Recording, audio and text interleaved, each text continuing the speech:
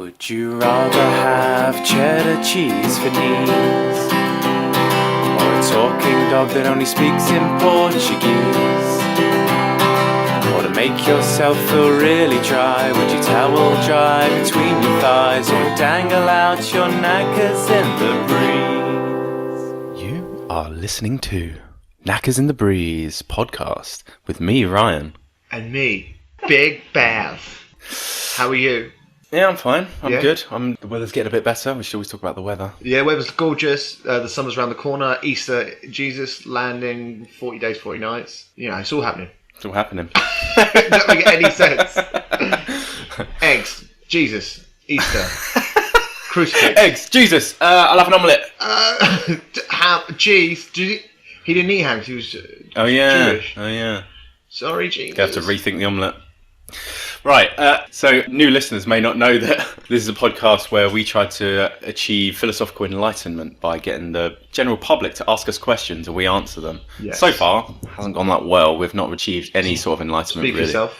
Yeah, but if you're new to the podcast, then hopefully we can reel you in with some good reviews. Yeah, they're pouring in reviews from all around the world. All around the bloody world. Right, let's start off with someone called Laureline. She's been a feature of the previous episodes so far. Beautiful lady. I don't know if my English is getting worse or if you guys are speaking more and more like Britishy, Kentish way, but I couldn't understand everything like more than usual. So if that doesn't reel you in, I don't know what will. Is the kind of feedback is hard hitting, it's honest. And it's positive. Is it positive? It's quite positive. Well, I don't put that down to her. She speaks incredible English, so I put it down to more that we are chatting nonsense. I always thought I told her that nonsense. Maybe because last time we weren't drunk, so we weren't speaking slower and slurring our words a bit. We were just kind of just chatting normally, chatting bollocks. Right. So I think if you want to understand English people, get them pissed, get them drunk. Bit of good advice there. Brilliant advice. That's what you come to this podcast for. That's brilliant. Yeah, we're also a travel advice podcast. Wow, okay. We are truly international. Thank you for that feedback. That's good. I mean, this episode will be much the same. I can't promise that you'll understand anything. I'm sorry. And another avid contributor to the podcast is the father of Would You Rather. And he's commenting on last episode with your game. And he was saying, Smell My Condiments was a travesty to all audio media. Now that, I don't know what travesty means, but I'm guessing it means triumph, something similar to that. So thank you. Honestly, I really appreciate it. Thank you, Father Would Rather. And it means more coming from him. Definitely. If he ever gave me bad advice, because it's from him, it would crush me. So thank you for the positivity. Keep it coming, Father. Thank you. This week's game, if you thought that was brilliant, this is even better. So thank you. Thank you. You can smell my content anytime. Saucy legs strikes back.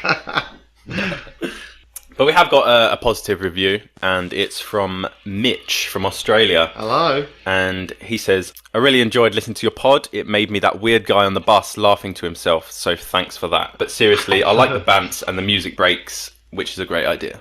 Wow. So. First time you're the producer. Somebody's given good feedback, not just about the content, but about the songs and the production in between. So that's a tip of the hat to you. Well done. Thank you very much. So all we've got to offer in this podcast is the transitions between questions. Just wait to the end of the question and you'll hear a funky little number, little transition. Thank you for that feedback. On last episode, we discussed the question of if you could go back in time and meet baby Hitler, would you kill him to save humanity? Yeah. And we sort of assumed it would be like an easy cut and dry question, really. But then when you get into the nitty gritties of like, okay, you actually have to kill him, how would you do it? It's then it kind of struck you a little bit that you are actually killing a baby. Yeah, it's a baby, and that baby has done nothing wrong. Yeah, it's not as simple as you think it would be. It's as pure as the day it was born, which wasn't very long ago. And we've got a reply to that question from Emily, who's been on the podcast before. Brilliant. Hi, Ryan and Barry. It's Emily. I've just been listening to your latest podcast. My favourite one, by the way, and Barry. I'm not usually a fan of your games, if I'm honest. And this one definitely wasn't made for radio, but it really made me laugh. So, yeah, anyway, I've just been thinking about your would you kill baby Hitler question. And I wouldn't kill baby Hitler. not for like the moral reason of, oh, I can't kill a baby, because totally fine with that. More just the fact that what would take his place, you know? Like, what he did was terrible, but what if what we had instead of Hitler was something even worse? Oh my God. There's this old Outer Limits episode that I used to love in the 90s. It's like really awesome, one of like sci-fi kind of type stories, and there's one in there about there's a planet with humans on, and they are ruled over by these giant lizard evil creature things. There's this like resistance against the evil lizards, and basically they contact this person and recruit him because he's like works in the castle or something like that, and they recruit him and want him to help them overthrow these evil lizards. So he's like, okay, yeah, that's cool, these people are awful, these creatures are awful, I'm gonna help you overthrow him. So anyway, he does that, succeeds, but it transpires that the people that recruited him were in fact from another lizard race who are even worse than before. Oh, God. And they're like, ha ha ha ha, you've done our bidding, but we are now going to rule their place, and we're even bigger and meaner and more evil than the original lizards. So I just think, yeah, Hitler was shit, to put it mildly, but what if we got something even worse? You know? Just a thought. Plus, the very fact that you know what baby Hitler is going to turn into, or is going to potentially turn into, that's already like changed the future. So you could go about, you know, you wouldn't necessarily raise him or whatever. I don't know how you know baby Hitler or end up in the room with him. But yeah, the fact that you've got that knowledge, you can, even from the sideline, potentially change things. You could sabotage his rallies, or like be part of his party and try and change his mind about things. So that's my thought on the question. Yeah, okay, bye. Well, that was definitely the longest contribution we've ever had. Sum up from that, be part of Hitler's party. That's what the big take. There's a lot to unpack there. And I've had much the same thoughts, but I'd never considered that it could be anything worse than Hitler. She's got a point. She has a bloody point. Something could occupy that space. But the thing about joining his party and stuff and sabotaging his rallies, don't let it get to that point. Don't let him organise rallies and start a party. Try and stop that happening before joining it and then sabotaging it. Sabotage him creating that party in the first place. Don't let him get that far. Kill him. Sabotage before, not during. Yeah. Well, so Outer Limits, check that out. Yeah. That's what if we've taken anything away from that, it's an advert for Outer Limits. Yeah. I think you should be a producer on that show. Just got a little plug. It's coming out on Blu-ray soon. Okay, Outer Limits. But like Emily, if she had a podcast where she did that, just little bite-sized thought streams Was it on various bite-sized? subjects. It was chump size. I'd listen. Emily's chunk size stream thought bonanza. We've got an episode title there. No, that's the As affiliated with Knackers in the Breeze. That's the podcast title. Or we can call it Knickers in the Breeze. How about that? Oh, that works really well, actually. That's amazing. Knickers in the Breeze. We're starting an empire. It's just for our New Zealand fans who tried to pronounce our podcast. Nick. I like listening to the Knickers in the Breeze. Knickers in the Breeze. That's brilliant. Brilliant. Right, we'll be in touch, Emily, with and collecting our royalties. A contract for you to sign away your intellectual thoughts, and we'll market them. All right. Okay. A bit more feedback here. Not in the audio form, Okay.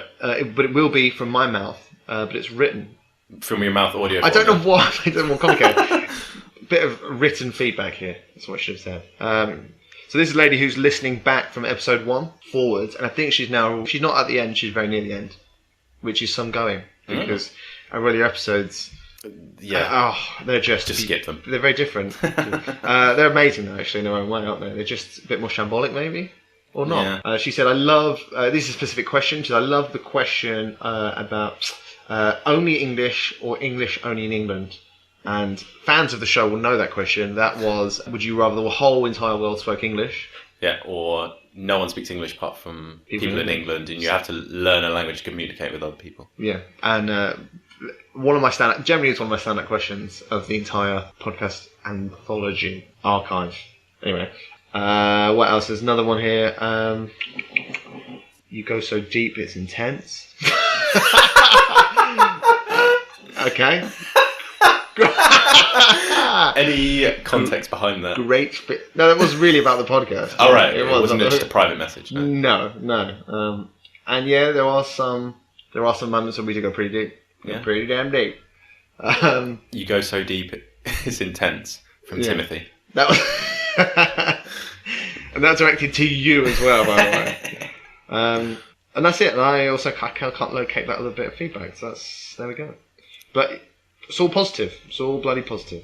And inspired. Even the negative. Even the negative. And she's inspired. Was inspired by listening to probably the equivalent of about 90 questions to send her own one in. There we go.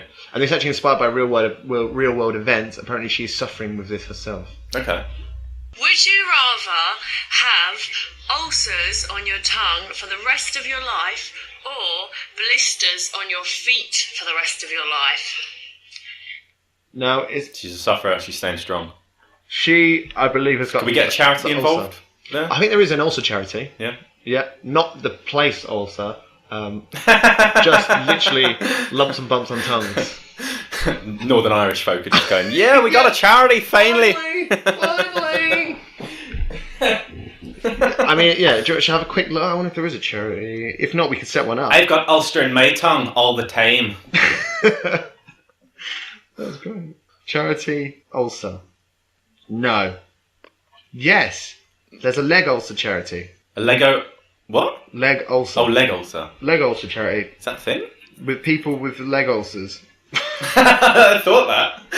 Funnily enough. I didn't know it was that bad, leg ulcer problems. Pretty bad. 500,000 people in the UK have regular leg ulcers. Family, friends and other carers are included. This condition affects millions in the UK. When you take those all I thought it was just 5,000. No. 500,000 people suffer with it. Right. When you take into account family and friends and carers of those leg ulcer sufferers, you've got millions on your fucking hands. And is there money going to these people? No. Will there be from now on? It's all going to the blisters on the feet community, isn't it? Coming over here, taking the money away from the ulcers for their bloody arse blisters.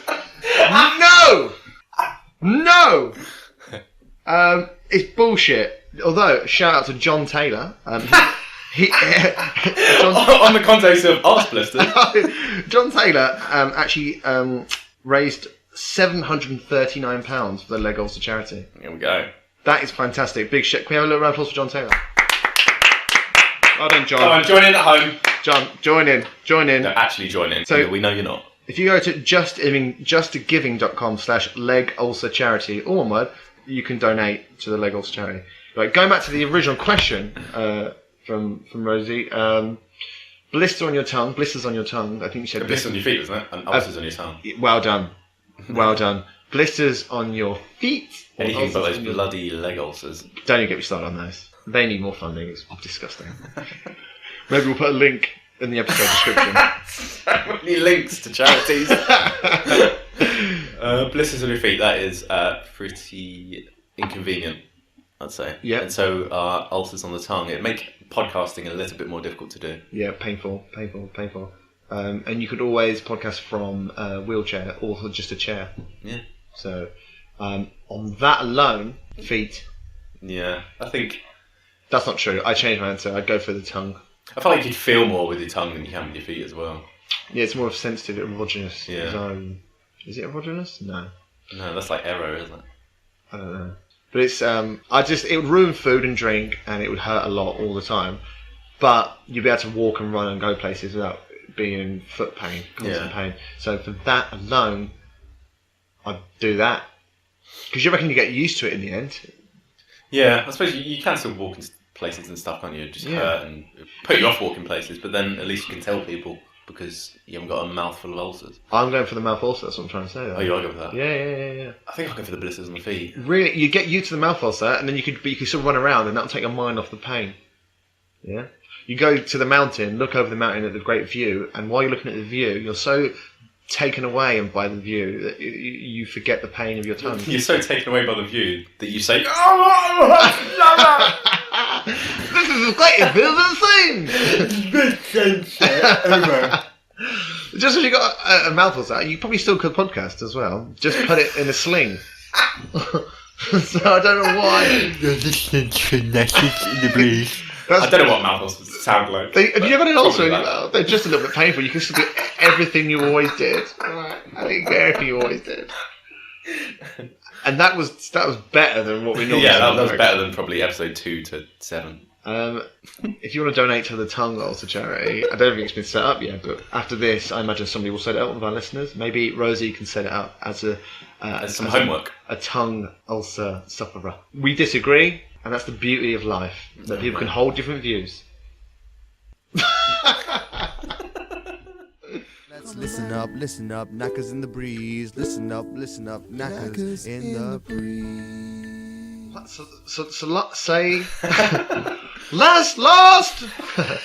Last week I sent you the challenge of we were speaking about languages, Dothraki and Valerian and other such languages. Does this prompt your memories? Yeah. We were talking about these things, and I set you the task. It was related to a question. I set you the task to learn a Chinese phrase. Oh yeah, Mandarino. Did you learn? Mandarino. Did you learn a phrase in Mandarin? I did. You did. I did. You did. Got right. Are you ready for it? Din Ching Sai Shu Ting Woman de Booker Chingwen Woman Yiga Wenti. Wow, yeah. That was really good. And what does that phrase mean? That means, welcome to our podcast. Please ask us a question. Wow, that's epic. That's really impressive. So hopefully we get a lot of Mandarin questions now, which we won't be able to answer. No, definitely not.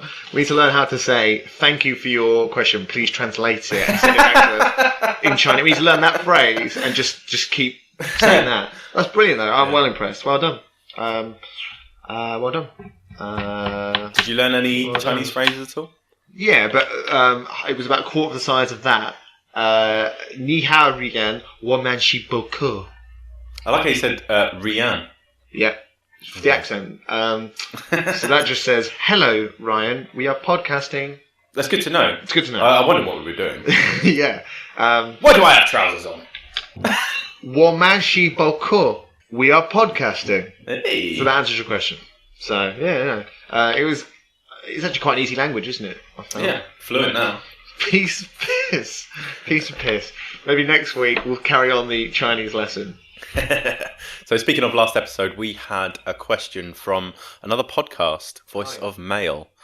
We have a question from another podcast this week. So exciting. It's a podcast called Gears and Beers.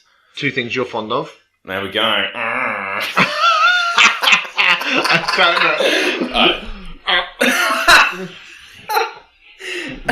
Yeah, you've all... Yeah. Gears and Beers is an Australian car podcast, which is a little bit like Top Gear on the news segment where they talk about cars, but in a kind of funny way.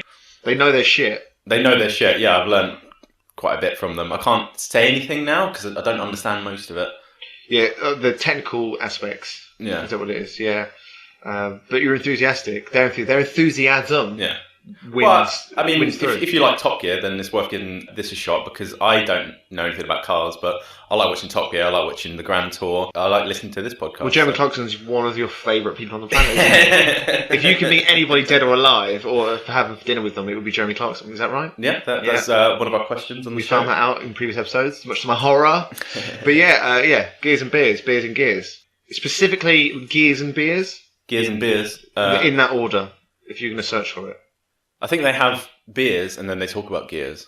But if you're going to search for it on Google... Gears and Beers Media.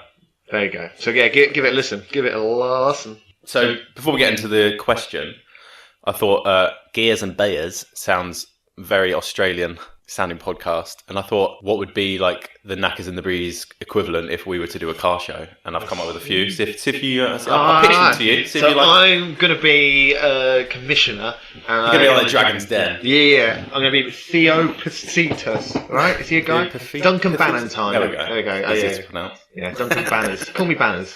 Alright, ready? I'm listening. What can I... Right, we have a car show. We don't know anything about cars. Really? We'll probably end up talking about bums. But here... I'm interested. I want to hear more. And we get a lot of bad reviews. Oh, brilliant. Excellent. Let your product do the talking. What's the title of this podcast? Right. Maserati and Crumpets. Right, okay. That is alright. Right. Seatbelts and toffee melts. Oh, hello. Okay. Skodas and scones. Okay. No. Yeah. Okay. This one's a bit more classy. Peugeot and Merlot. Oh, wow. There we go. Wow. And baked beans and windscreens. That's great. Wow. Very different shows, I think. Like, baked beans and windscreens is fucking great. Very different to Merlot. Two baked beans and Merlot. Two very it's like baked beans and windscreens, and then after dark it's Peugeot and Merlot. Oh, Peugeot and Merlot. Till close the blinds, turn the lights down, dear. Take your clothes off. We're listening to Peugeot and Merlot. Let's get jiggy in the car. Oh, man. Is that your gear stick?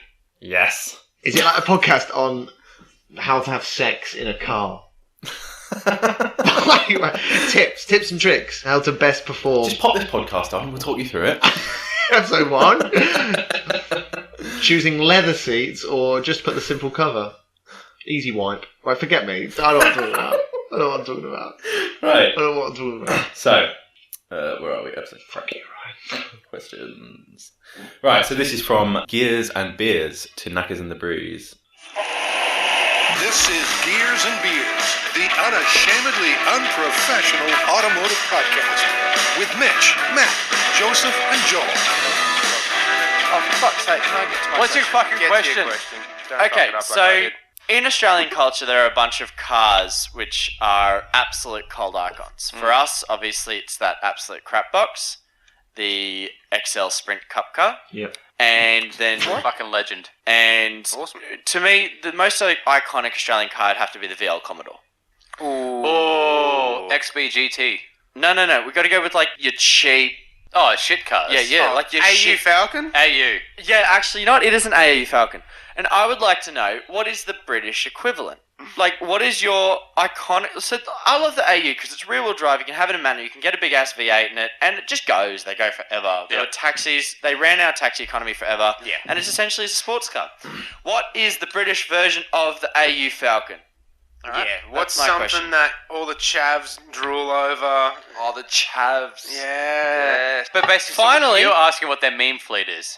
Yeah, essentially, what the meme fleet is. Yeah. And finally, could you please take your fish and chips back? What? No, I like fish and chips. Fish and chips are great. They're not. My question to them is, what do they think would win? One kangaroo with a double-ended dildo? Or 100 crows with daggers? Oh my god. In a fight, what would win? No. What the fuck, Mitchell? You've been listening to Gears and Beers, the unashamedly... That is... What an epic question. It's all two very similar questions, in my opinion. Very, very similar questions. One of them is very like the kind of question that we get a lot of. Doesn't stand out. We might have even answered that question before, but we'll answer it again. Yeah. We'll answer it again. Do you want to start with that one, or do you want to start with the car one? Let's start with the car. Yeah. Because I've got to be frank for a second, putting Barry aside. I don't know a lot about cars. I drive a car. I've driven a few cars, numerous cars. But I'm not passionate about cars. Okay, I've just got to get it out there. You know, I don't drool over them. I don't even really like Top Gear. That's how bad it goes. So just throwing it out there, just to cover my back. When I'm an avid listener of Windscreens and baked beans and windscreens. So I don't know shit about cars. But you have seen them around. They have. Yeah. I saw one earlier. To be fair, I sometimes hear them. Yeah, definitely. Yeah. It's kind of two questions there. Really, it's kind of they were saying like, what's the British equivalent of like the iconic car, and then like a chav car. Yeah, sort of shitty, cheap, chavvy little car. So, have you come up with anything? Well. Controversially, it's not that controversial, but the Renault Clio, but that's not British. No, it's a chav car, I think. Chav car, I think the Clio is a bit of an entry-level chav car, do you think? Because it's cheap insurance. I've come up with like a very small list, and Peugeot 306 and Citroen Saxo are both on there. That's like a little French. Have you ever had a 306? No, I've had a Citroen Saxo. So have I, and my favourite cars of all time. It proper went. Oh, they're great. The turning circle was like a rich shit. Do you know what? You're right. That's actually, in fact, that was the first car I ever had, Saxo. So, but you're right. It is a bit of a chavvy go-to. Yeah, it's been corrupted. Its image. Yeah, reliable though. I've come up with a very similar one, British-ish. Right. Because it's not really, but Vauxhall Corsa, that's a little chav car, isn't it? Definitely. But I've got that. Opel. Got that on my list, yeah, Vauxhall Corsa. Yeah. It's, are they the same everywhere, or is it just here? Because they're fucking everywhere. Yeah, I don't know. They are everywhere. I know... you get them for a few £100, some of them. Yeah, and loads of people do them up, and you can hear them coming from a mile off. Yeah, usually about 6 people in them, and they shout things out the window. Someone shouted. Low, it's got neons, it's got like smoke coming out of it that isn't cigarettes. I was walking back from the hospital today. I wasn't ill. I met a man there who. It was a meeting. Was this deep and? It was a business meeting. In depth, was it? Deep and meaningful. It was a business meeting. Okay, that's as much as I'm going to say. His name is Timothy. We mentioned him earlier. And his name was Brian. No, that wasn't his name. I don't know why I lied. Yes, I met him there, and I was walking back on the main road, and someone did shout out of a car, and I think it might be a fucking Corsa. That's what they shouted. No, I'm a human. Barry, I'm on a podcast. They shouted, "Shit shirt." I swear on my life. And I looked at them to know, like, that must be someone I know, because why else would you shout that? And I didn't know them. And it reminds me of Peep Show, like the alright, clean shirt. Maybe there was a reference to that, but it was a shit shirt. What shirt did you have on? A bright teal blue sort of turquoise shit shirt. Yeah, it does sound like a shit shirt. Well, yeah. I would shout at you. Probably me, to be fair. It was at least 4 people. Sure, it wasn't a Volkswagen Polo. No, it wasn't that. It wasn't. But yeah. So that. Anyway, and that might have been a representation of people that drive those cars. Well, I think no beds. The most chavvy car, BMW. BMW. Fuck me, mate. Everyone who drives them, and I think a lot of people in this country would attest to this. Cunts. That is a controversial fucking statement. To whom? People that drive Beamers. Stop driving like cunts and I won't call you cunts. To be fair, what I've seen a lot, I mean, there are some legit they're always business fellas. Up your ass. Yeah, that's true. They always take over with like no space and you've got to fucking slam on your brakes to get that's true. They don't past. Indicate. No, indicator's broken. It does annoy me actually. Always with like an open shirt and sunglasses on, no matter the weather. I was about to say sunglasses is the thing that annoys me as well. Yeah, that annoys me. No emotion on their face. No. So like my bugbear is when someone doesn't say thank you or even acknowledge you if you let them go. Or no, yeah, they not the time they don't. BM drivers. Yeah, all right. You're right. The more I think about it. Yeah, I've been to like France and some of Europe, and BMW drivers there are very similar. But when I went to the United States, they're just like normal drivers. So this might be like a Eurocentric kind of viewpoint. Maybe tell us what they are like in Australia. There was a few cars there. So what they mentioned a car. He sent me a photo of the AU Commodore if you want to see it. I've had a look. I had a look at that, and it looks all right. It looks kind of like a family car, doesn't it? Yeah, family car. It's just a regular. But then again, like the Australian roads are like really like wide and long, like sort of the American ones, aren't they? I see. Right. That I don't know if that would work in like Europe with all like the small roads and. Yeah, it just looks like a generic, family little car. I don't know why is it getting such a bad rep with them? Don't know. Maybe it doesn't perform that well. Right. Anyway, I've got on the list. I've got maybe British cars that are kind of sort of iconic in a weird way. I know. There's one that I know you're going to say. There's one that's definitely very iconic that everyone would like. Kind of is a go-to. All right. It's like the classic Mini. Oh, I wasn't going to say that, but yeah. All right, okay. Yeah. Classic Mini, can't go wrong. Another one, which a lot of people would say they associate with the British, but a lot of times in the wrong way because we've stormed into their country on them. It's a Land Rover. Oh, stormed into their country on them, saying this is ours now. Yeah. For bad memories for a lot of people. Another one, a Reliant Robin. That was on my yeah. Like the Only Fools and Horses 3-wheeler. Classic. Granite, my first car, Rover 100 Mini Metro. Mini Metro. Going back, yeah. So proud.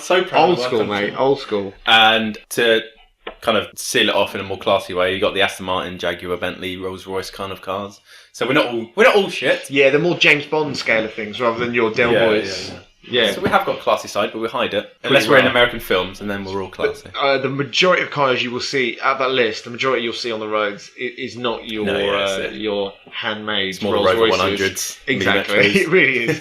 No matter where you go in the country, you're going to see more. Quite a few Land Rovers, though, to be fair. Yeah. They're all the rage, all the bloody rage. Right, you have been listening to Baked Beans and Windscreens. We should start a new podcast. That's it. With Baked Beans and Windscreens. Their second question. Kangaroo with double-ended dildo and 100 crows with daggers. I think... This is more my street. I know what I'm talking about. It's a lot easier to answer. I think it all depends on the environment. Because if you're in the Aussie outback and it's just like all open... Right. Crows with daggers can just fly up really high. With daggers. And they can just let the daggers go, and it could be like a rain of arrows or rain of daggers. I didn't think about that. He has nowhere to go. I thought they'd be flying in and prodding you and flying off and coming back, but they could drop them, if the kangaroo can find somewhere secluded with a roof or something, then that's their only option is to like fly in and they can take them out one by one. And he can just bang. He could do the big windmill with it. Dildo smash! Dildo smash! Dildo smash! As he hops just taking around. Out crows left, right, and centre. All they can do is like kind of prod him with a dagger. Wow! Because he's moving so quickly and he's flexed the whole time. They're quite strong, aren't they? Quite muscly. Yeah. That you'd have to the crow has to get a lot of velocity and sort of energy to really pierce his skin. Because he's so flexed, he's like steel. I was really visual. Got really into that. So. Yeah. I had a weird flashback then of my girlfriend and I went to play mini golf. How is this relatable? Because it isn't. The whole mini golf course, we were one behind this like Australian couple, and he just kept saying to her, "You got to get the right velocity." Like every hole, he was going, "Just get the right velocity. If you get the right velocity, you'll go." Oh Christ! It's like you didn't get the right velocity. There. You got the right enough power, but not the right velocity. Oh my God! Did she smack you around the head with that fucking... Wait, so... It was just kept getting funnier every time he said velocity. Right, so thank you, Gears and Beers. Excellent questions. Good questions, but I personally don't think we did it justice, the answer. No. I really don't. I think you really carried it, but it wasn't quite enough. They deserve more, but we just don't know enough. But yeah, if you enjoyed that, then tune into Gears and Beers. It's very much the similar concept of a few friends just having fun, just chatting shit. They're pretty relaxed, that's what I like about it as well. Just chilled out, having fun. On their most recent episode 94, I asked a question to them. I didn't know much about cars, so I just thought I've heard a lot about the Bugatti Veyron. I know a lot of people like that. So I said, if you could get a Bugatti Veyron for $200 Australian, alright, bargain, from a police auction, but the caveat was that the previous owner had committed a lot of heinous crimes, a lot of murders in that car. Would you buy it knowing that would sit on your shoulders the whole time, and you'd every time you look in the passenger seat, you'd just kind of like in your mind's eye see all the blood and all the horrific acts that happened in there? Or would you turn it down, but then if you're like a car enthusiast, you wouldn't really want to turn down like an awesome car, would you? No. So yeah, I posed that question to them, and they had absolutely no qualms about the murders that are happening there. So one of them said, as long as the interior's clean, I don't want to be driving around in fucking cam stains. So no. All of them just didn't even bat around the fact that I don't care if murders have happened in the car, as long as it's clean. Did anybody at any point have any sort of qualm with it at all? No, they were just like, no, I'll just get it professionally cleaned and I'll just drive it around. I mean, they've got a point. They have got a point. They've got a point, but I mean... What if it's haunted and you're driving down the road and it takes the wheel, like a poltergeist takes the wheel and veers you off a cliff? It's possible. I mean, what if your car does that? I mean, it's not haunted. No one's ever died in my car. But I mean, what would you do? Did you? You must have an answer to that question. Yeah, I don't know. I think that it would play on my mind a bit more. It would. The horrific murders. We just very different because it would me as well. Their argument was like, oh no, it's not road legal in Australia. So, what? Nor is murder. Do you know what it should be? Let's campaign to get murder legalised. The thing is, it's so big over there, and the roads are so long, you can murder people and get away with it, I reckon. Bugatti Veyron would be perfect in that. Yeah, take someone out, kill him in the middle of the outback, and then zoom off, and no one would know it was you. If you want to use this segment to promote your podcast, Gears and Beers, then feel free. So questions like that with the kangaroo and the crows with daggers, double-ended dildos, left, right, and centre. They're closing on their 100th episode as well, aren't they? Yeah. So episode 94. So it's crazy. So yeah, like good luck there. Obviously, we're going for a long time. Keep it up, boys. Gears and Beers, if you want to pay for us to fly over and appear on your 100th episode, then get in contact. knacksinthebreeze@gmail.com. Yeah, get in touch. If you don't ask, you don't get. You know, yeah. And when baked beans and windscreens, become when we get to 100th episode, we'll fly you in. We'll fly you in, and you can drive around in my Renault Clio to your heart's content. Down cobbled streets. At many shit shirts. Yeah. We'll just around Thanet. We'll drive around cobbled streets, antiquated cathedral-ridden streets, and shout abuse at chavs. Please heed my words. My mortal body perished due to listening to poor quality podcasts. Make certain this happens not to other humans by sharing the high quality podcast, thus named Knackers in the Breeze, with your compatriots and friends.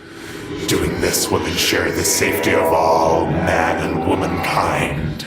Okay, so some people's favourite time, it's some people's least favourite time. It's the Marmite of the show. Emily, if you're listening, still turn off. Skip to the end Skip or turn to off. the end. Skip to the end. Or just, there's about to be a game coming. I'm excited. Yeah, always excited for it. I do it for you. Thank you, baby. And for me, and for the 3 or 4 people. Barry. Barry.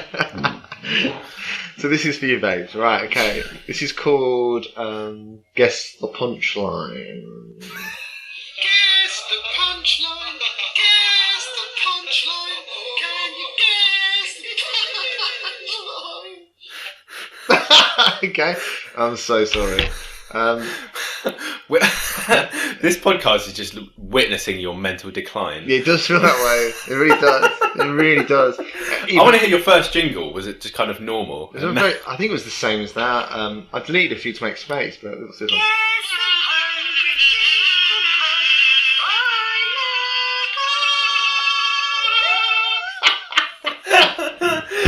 Will these games come up after you've just sang a random song to yourself like that? Yeah, a lot of them actually do. Well, yeah, you've actually hit on something there. But yeah, sometimes the song comes first, and then you fit the game around it.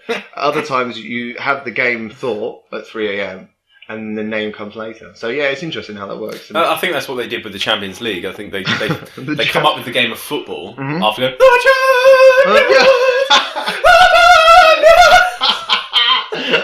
which, as everyone knows, is the reason people watch Champions League games is for that song. Yeah, so yeah, very much. I imagine if you speak to them there, yeah, they had the song idea and they thought, "What can we do? Let's build something around this song." So like I said, this is called Guess the Punchline, and the reason I've done this game specifically for you is because you are a man of the pun, and I couldn't think of a witty name that had a pun in it. So I'll leave that to you if you can think of one in the future. Or too much pressure. There's a lot of pressure. So here we go. These are mainly Christmas cracker jokes. You may have heard them before. You may have. And you are hearing this in April. Okay. Okay. So there's 10. There's 10. I'm so sorry. There's so many. Emily, I'm sorry. All right, listeners, I'm sorry. There's 10. I'm sorry. It can only be. We'll see how it goes. At some point, I might just pull it. So there's 10. You have to guess the punchline once I've read out the joke. Okay. Okay. Right. You get a bonus point if you can think of something that isn't the real answer I've got here, but that still fits the joke. Okay. Does that make sense? Maybe it's one of those ones where you play it, you'll get to understand we'll play it. Okay, so the first joke. Guess the punchline. What do Santa's little helpers learn at school? Toying with my emotions. Right, you get a bonus point because it does kind of work. But the real answer is the alphabet. Oh, there we go. Of course it is. So, 1 bonus point. Toying with my emotions is brilliant. Second question. What do frogs wear on their feet? It's a tough one. It's probably the hardest question in the game. No, I don't know. It's open-toed sandals. Okay, but you're never going to get that. That's terrible. Okay, this is brilliant. Number 4. We're going to skip number 3. We're going to skip number 3. What do you get if you cross Santa with a duck? Santa Quack? I don't know. Okay, no, that's wrong. It's a Christmas Quacker. Oh, yeah, so you've still got 1 bonus point out of a possible 3. Okay. What is Santa's favourite singer? Tell me. It's Elvis Presley. Okay, so that's brilliant. Right, yeah. What kind of music do elves listen to? Elvis Presley. Right, I can think of a better one. You get a bonus point for that. I've got one. Billy Idol, Dancing with My Elf. That is fantastic. You get another bonus point. Well done. That's great. The answer that you find in a Christmas cracker is rap music. Yeah, rap. I think mine was better. Yours was definitely better. Nearly at the end. What do you call Santa Claus when he doesn't move? Lazy arsehole. Okay. What we were looking for... Santa pause. Okay, he's paused. He's ceasing to move. So you get no bonus points for that. More accurate, though. Very nearly the end now. What has 4 legs but can't walk? A table. Boom! He's got one. Everybody, you can rest easy now knowing that you got one. Okay, so you got 1, 2, 3, 4. You got 3 bonus points in the points. That makes 4 points out of a possible I don't know or care. I was looking through my notebook in inspiration for a game, and I found some titles today that really. We need to publish your notebook. Yeah, there's something. One of them was called. I saw today that made me. We should entitle the notebook "A Race to Get Barry Section." This one was called "Sheep versus People," and it was the concept. The concepts that I must have thought at the time, because I've written like 1 sentence about what you do, and it was like you say a place. You have to guess whether there's more sheep that live there or humans. So a random Welsh town, and I would have found out how many sheep are there and how many humans in the population. You have to guess, is there more sheep or more humans? I even went as far as doing a bit of research on that. It's like S-Town will go to like a town in Alabama and like interview everyone. Get like the feel of the town and and then report on it in depth. You'd go to like a Welsh town and go, how many lambs do you have? How many ewes? How many sheep? How many goats? Because sometimes goats count as well. and how many people live here roughly? Roughly about 800. How many sheep? Brilliant. I jump in my car and drive back to East Kent. So maybe we could play that in the future, maybe. But maybe one day I'll publish the notebook. But there's a lot. It's millions of pounds worth of ideas. So do I want to put that out there for free? No, not yet. Still working on the biggest game of all, but that's taken a lot of research, and you'll find out why. Maybe episode 20. Yeah. So those promised, which was everyone, those who were expecting the biggest game, the best game. Best game. So not this week. It maybe not be next week. It may be episode 20. So I think I might save it to episode 20. So look forward to that. Barry's big game, and I might even make a good jingle for that because I think it deserves it. I really do. 2-0. We should call it episode 2 naughty. Oh, we bloody well should. It's not too naughty for us. When you hear my game, there's a lot of naughty bits. It is a naughty game. I tell you that for nothing. It really is a bit cheeky. It really is. I can't wait for you to play it. So let's move. We'll never talk about this game ever again. Thank you for playing. Est-ce que tu préférais habiter à Nice? Ferais-tu manger la fleur de lys? Or to make yourself feel really dry, would you towel dry between your thighs or dangle out your knackers in the breeze? Right, so we are recording this episode as the first episode of Game of Thrones has come out. There's a Game of Thrones related question here.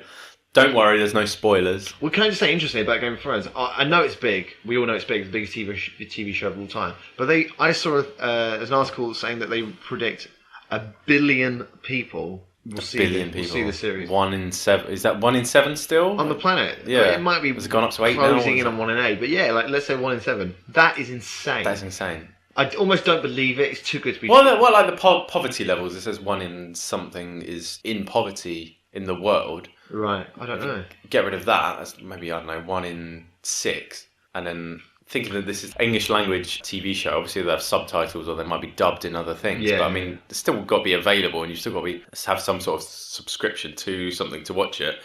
And even here, there's some people like struggling to watch it if they don't have Sky or don't have Now TV.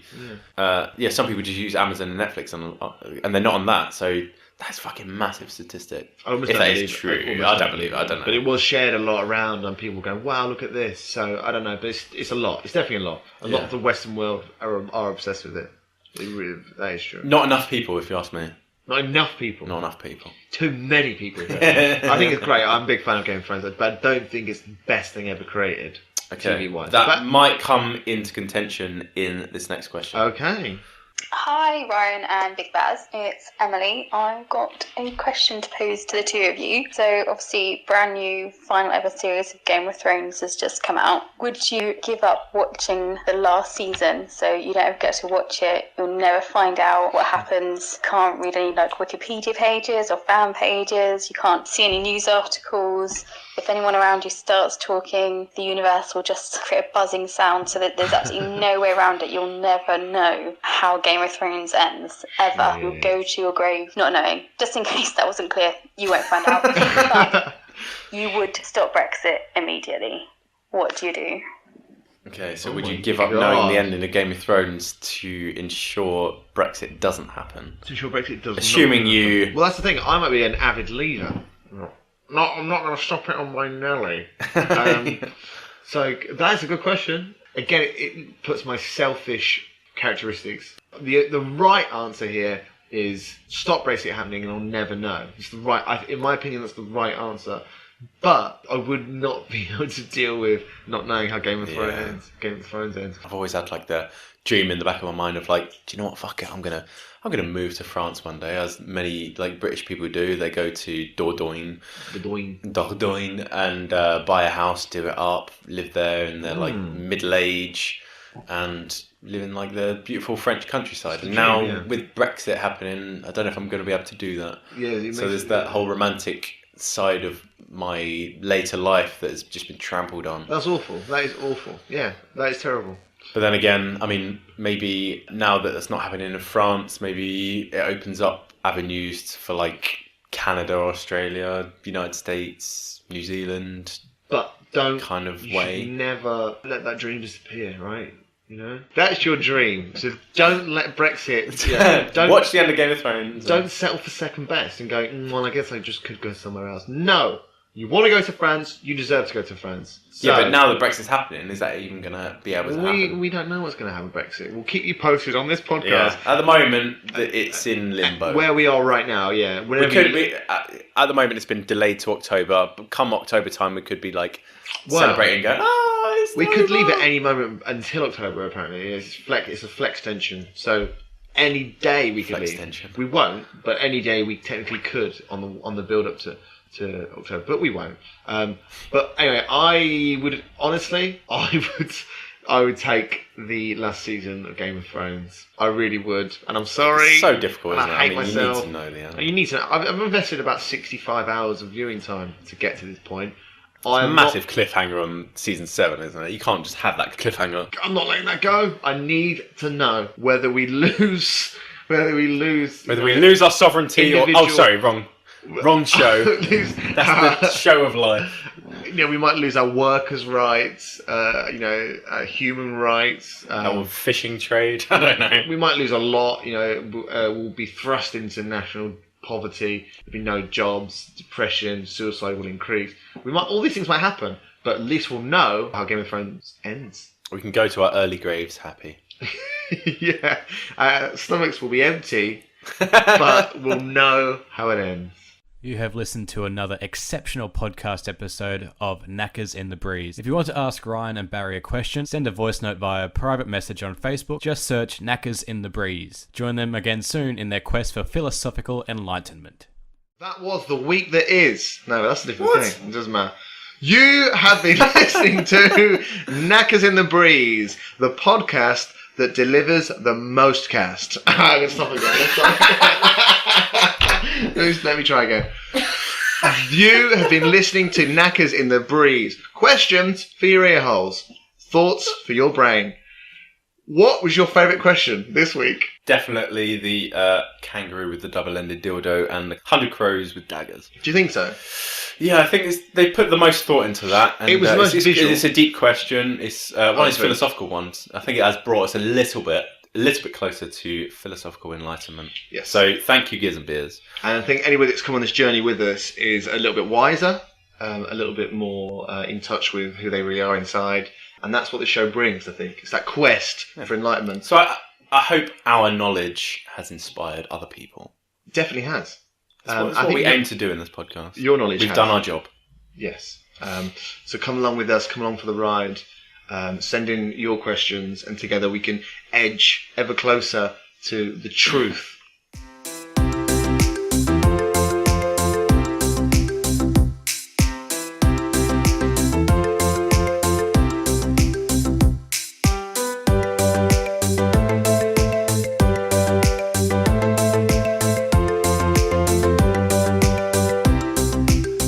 Genuinely the worst game yet.